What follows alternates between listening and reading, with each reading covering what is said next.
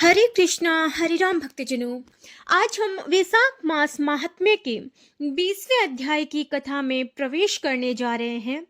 कल से आगे की कथा का महात्म्य सुनते हैं, तो आइए शुरू करें। व्याध कहने लगा, हे ब्राह्मण, परमेश्वर ने करोड़ों जीव रचे हैं। इनके भिन्न भिन्न कर्म और अनेक सनातन मार्ग हैं, और इन सब का स्वभाव एक सा क्यों नहीं, यह जानने की मेरी इच्छा है। आप कृपा करके बताइए। यह सुन शंख मुनि कहने लगे कि रजोगुणी, शतोगुणी और तमोगुणी 3 प्रकार के जीव होते हैं। इनमें रजोगुणी रजोगुण कर्म करते हैं। इनकी बुद्धि पाप पुण्य मिश्रित होती है। किसी कामना के निमित्त अन्य देवता के समर्पण होते हैं। अतः यह पाप और पुण्य दोनों करते हैं, जिनसे स्वर्ग और नरक दोनों को भोग कर संसार में बार बार जन्म लेते हैं। तमोगुणी तमोगुण के कर्म करते हैं। वह निष्ठुर निर्दयी देवताओं का पूजन करते हैं और सबसे द्वेष रखते हैं, जिससे बहुत दुखी रहते हैं। राक्षसों से लेकर पिशाच तक सब तामसी गति को पाते हैं। सतोगुणी सतोगुण कर्म करते हैं। यह धर्मशील, दयावान, श्रद्धावान, पराई निंदा न करने वाले तथा कामना रहित होते हैं, जिससे उधर्व लोक को जाते हैं।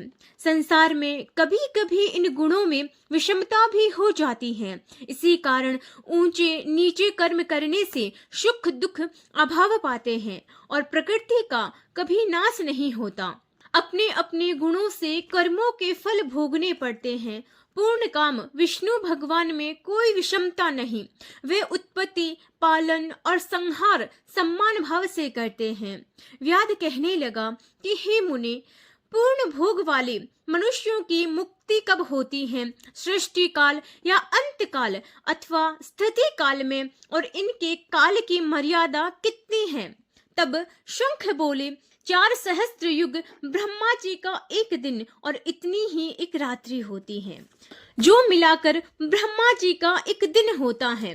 15 दिन का एक पक्ष और 2 पक्ष का एक मास, 2 मास की एक ऋतु, 3 ऋतुओं का एक अयन होता है और 2 अयनों का एक वर्ष होता है। इसी प्रकार ब्रह्मा जी के 100 वर्ष व्यतीत होने पर एक ब्रह्म कल्प पूरा होता है। वही प्रलय का समय है, ऐसा देवताओं का मत है। प्रलय 3 प्रकार की होती है। एक होती है मानव प्रलय, जब मनुष्यों का अंत होता है। दूसरी होती है दैनंदिन प्रलय, ब्रह्मा जी के दिन की समाप्ति के समय होती है। तीसरी होती है ब्रह्म प्रलय, जो ब्रह्मा जी के लय के समय होती है। 14 मनु के प्रलय होने पर एक दैनंदिनी प्रलय होती है। इन प्रलयों की उतनी ही अवधि पर्यंत स्थिति होती है। मनवंतर प्रलय में भूर्भुवस्वः तीनों लोकों का लय होता है। चेतन जीवों का ही नाश होता है, लोकों के स्वरूप का नहीं।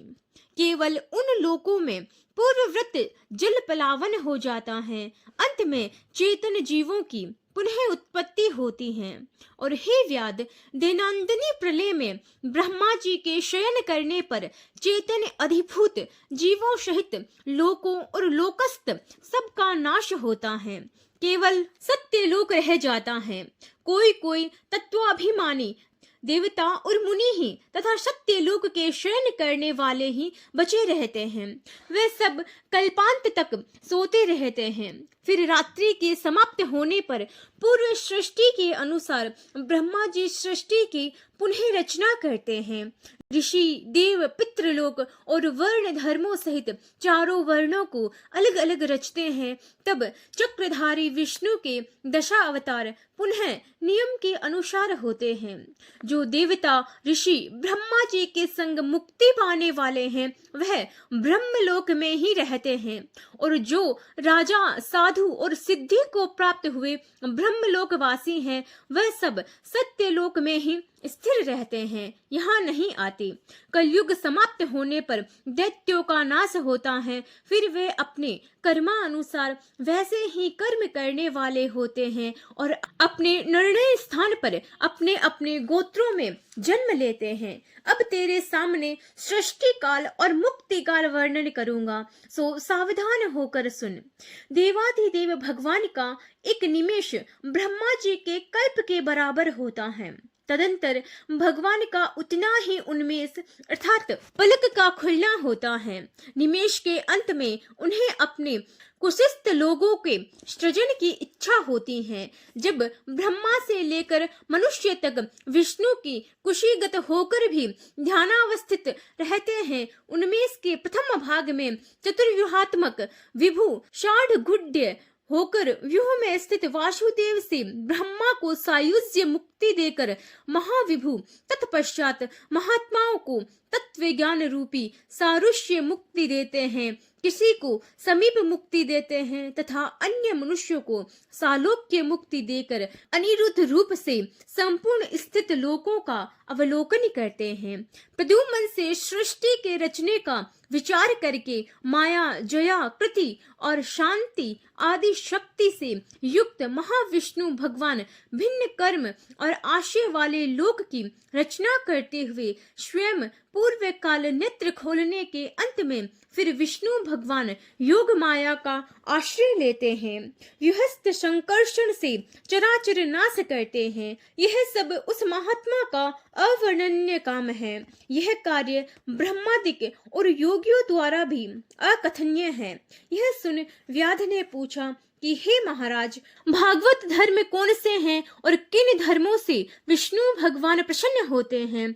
व्याध के ऐसे कहने पर शंख मुनि बोले कि जिनका चित्त सदा विष्णु भगवान के चरणों में व हरि स्मरण में रहता है, जो लोग ममताहीन रहते हैं, सदाचारी परोपकार करते हैं, जिनको शास्त्र, गुरु, साधु और शुभ कर्म में विश्वास है और जो सदा विष्णु भक्त हैं, वही भागवत धर्म है। सब देशों में घूमना, सब कर्मों को करना और धर्मों को सुनना, परंतु चित्त को विषयों में रखने वाले कुछ भी नहीं कर सकते। कामना रहित होकर श्रद्धा पूर्वक जो विष्णु संबंधी धर्म किए जाते हैं, वही भागवत धर्म है।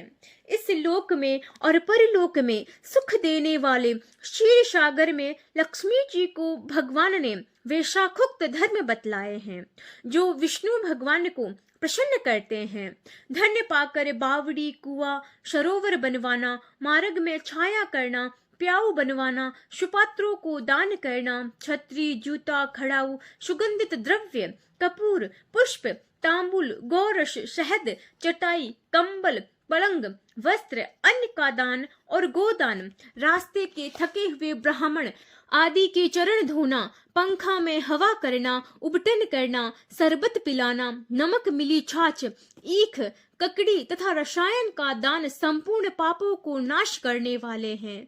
पितृेश्वरों को तर्पण करे, तेल उबटन छोड़ दे, कांसे के पात्र में भोजन न करे, निषिद्ध भोजन और व्यर्थ विवाद न करे। लौकी, गाजर, तोरई, चोलाया, बैंगन, मसूर, मूली, गूलर, बेलफल, लहसोड़ा का सेवन वैशाख में भूल कर भी ना करे, नहीं तो चांडाल की योनि में जन्म लेकर 100 जन्मों तक पशु बनेगा। मधुसूदन भगवान की प्रसन्नता के लिए प्रातः काल स्नान कर विष्णु भगवान की प्रतिमा बनवा, वस्त्र आभूषण से सुसज्जित कर नित्य कर्म करके पूजन करे और वैशाख महात्म्य की कथा मन लगाकर सुने तथा ब्राह्मण को भोजन करा दक्षिणा सहित प्रतिमा ब्राह्मण को अर्पण करे। वैशाख की द्वादशी को दही और अन्नदान जल का घड़ा, तांबुल फल और दक्षिणा योग्य ब्राह्मण को दे। धर्मराज को प्रसन्न करने के लिए दही और अन्न, तांबुल दक्षिणा दान करे। पहले दही और अन्न से पितृेश्वरों की तृप्ति को अक्षत दे, फिर गुरु और विष्णु को दे और यथाशक्ति गोदान कर बैकुंठ प्राप्ति के निमित्त विष्णु भगवान से प्रार्थना करें। ऐसा करने से सब पापों से छूट अपने 100 कुलों को उद्धार कर सूर्य मंडल को वेद विष्णु के परम धाम को जाता है। जब श्रुतदेव जी वैशाख मास के धर्मों की कथा कह रहे थे, इतने में ही वहां पंचशाखी वृक्ष पृथ्वी पर गिर पड़ा और उस वृक्ष की कोटर में से एक बड़ा भयंकर सर्प तत्काल पाप रूपी देह का त्याग कर हाथ जोड़ सिर झुका वहां बैठ गया। हरि शरणम हरि शरणम। 20वें अध्याय की कथा यही समाप्त होती है। आगे की कथा 21वें अध्याय में कल श्रवण करेंगे। तब तक के लिए हरे कृष्ण हरे राम। अब हम गणेश जी महाराज और लपसी तपसी की कहानी का श्रवण करेंगे। तो आइए शुरू करते हैं। बुढ़िया माई थी, वह बहुत ही गरीब और अंधी थी। उसके एक बेटा और बहू थे। वह बुढ़िया सदैव गणेश जी की पूजा किया करती थी। एक दिन गणेश जी प्रकट होकर उस बुढ़िया माई से बोले कि हे बुढ़िया माँ, तू जो चाहे सो मांग ले। बुढ़िया बोली, मुझसे तो मांगना नहीं आता, कैसे और क्या मांगूं? तब गणेश जी बोले, अपने बेटे और बहू से पूछ कर मांग ले। तब बुढ़िया ने अपने बेटे से कहा कि गणेश जी कहते हैं तू कुछ मांग ले, बता मैं क्या मांगूं? पुत्र ने कहा, माँ तू धन मांग ले। बहू से पूछा, बहू ने कहा कि आप नाती मांग लो। तब बुढ़िया ने सोचा कि ये तो अपने अपने मतलब की बात कह रहे हैं। अतः उस बुढ़िया ने पड़ोसियों से पूछा तो उन्होंने कहा कि बुढ़िया तू तो थोड़े दिन जिएगी, क्यों तू धन मांगे और क्यों नाती पोते मांगे?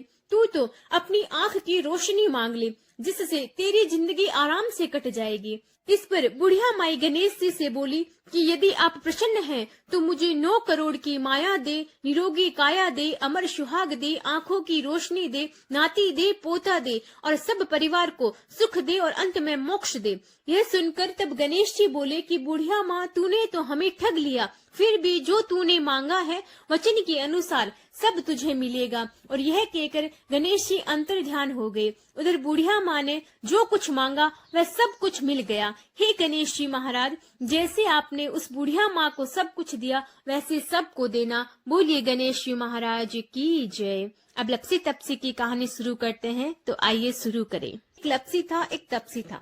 तपसी तो भगवान की तपस्या करता था और लपसी 1.25 सेर की लापसी बनाकर उसका भोग लगाकर जीम लेता।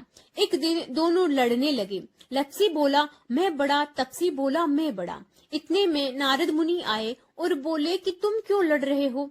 तो लपसी ने बड़ा होने का कारण बताया और तपसी ने अपना बड़ा होने का कारण बताया। तपसी बोला कि मैं सारे दिन भगवान की पूजा करता हूँ। यह सुन नारद जी ने कहा कि मैं कल तुम्हारा फैसला कर दूंगा। दूसरे दिन लपसी तपसी नहाकर आए तो नारद जी ने 1.25 करोड़ की अंगूठी उनके आगे फेंक दी। लपसी का ध्यान उस अंगूठी पर नहीं गया। तपसी तपस्या करने बैठा तो उसे अंगूठी दिखी और उसने अपने घुटने के नीचे दबा ली और तपस्या करने लगा। लपसी लापसी बनाकर उसका भगवान को भोग लगाकर जीमने बैठ गया। इतने में नारद जी आए। तब दोनों से पूछा कि कौन बड़ा है? फिर तपसी ने कहा मैं बड़ा हूँ। नारद जी बोले तेरा घुटना उठा, तो उसके नीचे 1.25 करोड़ की अंगूठी निकली। तब नारद जी बोले कि ये अंगूठी तूने चुराई है, तुझे तेरी तपस्या का फल नहीं मिलेगा। तब तपसी बोला कि हे नारद मुनि, मेरी तपस्या का दोष कैसे दूर होगा? नारद जी ने कहा कि रोटी बनाकर बाटियां नहीं बनाया तो फल तुझे होगा, ब्राह्मण जिमाकर दक्षिणा नहीं दी तो फल तुझे होगा, साड़ी देकर ब्लाउज नहीं दिया तो फल तुझे होगा, दिया से दिया जलाएगा तो फल तुझे होगा। सब व्रत त्योहार की कहानी सुनने के बाद तेरी कहानी नहीं सुने तो फल तुझे होगा। तब से लपसी तपसी की कहानी सुनी जाती है। कहानी सुनने के बाद ऐसा कहे, लपसी को फल लपसी ने हो जो, तपसी को फल तपसी ने हो जो, माने मारी कहानी कथा को फल हो जो।